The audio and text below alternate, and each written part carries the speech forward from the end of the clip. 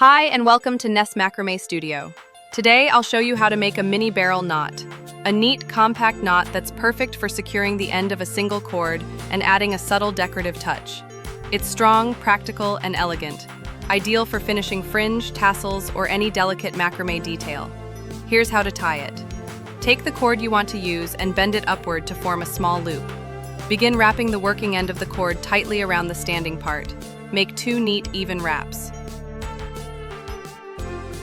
Pass the cord end through the loop you formed.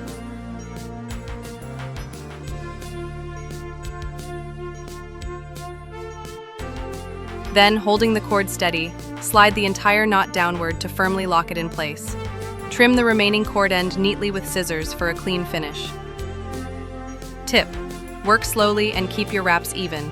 This will give your mini barrel knot a polished, professional look. The beauty of the mini barrel knot lies in its precision.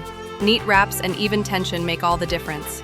If you enjoyed this technique, you can find the full tutorial for the wall hanging shown in this video in my Etsy shop. And don't forget to follow me on Instagram at Ness Macrame Tutorials for more tips and inspiration.